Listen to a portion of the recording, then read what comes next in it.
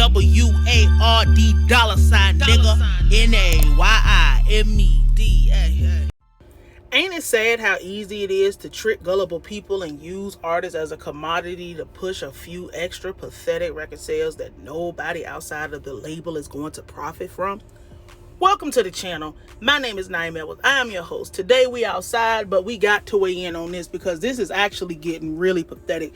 If you haven't seen the news, YoungBoy and Durk and Akademiks and everybody's throwing their 2 cents into this ridiculous hot pot. And I just want people to just sit back and look at this nonsense. First, this beef is old. It's getting played out. I'm just going to go ahead and say it. We're not going to be entertained by this too much longer unless somebody dies soon. And it has to be somebody big. It can't be somebody's homeboy from West, whoever the hell is stand, that we don't know. And they're just random people getting on interviews talking about, oh my God, they can't say they slid, or they can't say they up, or they can't, that stuff is getting old and it's getting played out. But aside from that, that's just the kind of obvious fact of what's going on here with this nonsense. I just want to talk about how YoungBoy doesn't benefit from this. Durk doesn't benefit from this in the way that they should be benefited from it, financially. Akademiks just kind of happen to be a casualty of war, but we know he thinks he has friends. So we just push him off to the side with this nonsense because whatever with that guy. But YoungBoy and Durk, the only people who benefit from this beef is the label. The only people who benefit from this beef is the streaming services, the people who are selling stuff where people have to come and consume. Now that they know that, I'm talking about the labels and the platforms and YouTube and Spotify and all these places, now that they know that both of these people are dropping the same day, it don't matter what they saying, going back and forth, F you, all the nonsensical stuff that these two young men are engaging in from something that is actually going on outside on the street, way beyond music. The fact that every platform and everybody knows that they are going to be dropping the same day, now is the time I can raise the price of ad pricing.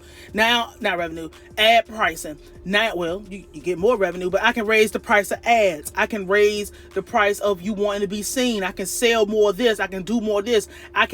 The profits are going to be so sky high because people are not even seeing the fact that, one, they're being used by the label.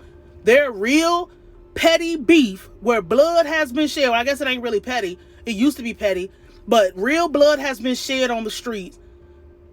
They're not benefited from that. They're just the ones sitting around in pain, pissed off, angry, running up their blood pressure. The label is going to get the money from them doing that. The streaming services is going to get the money, and I'm counting YouTube as a streaming service. Everybody's going to get paid except them.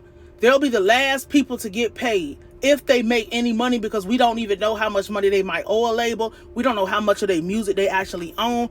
We don't know anything about any of what's going on behind the scenes of their financial situation, but we know it's not good, because if it was okay, they wouldn't be signed to these labels. They wouldn't have a need to be up under them and still releasing music with these people.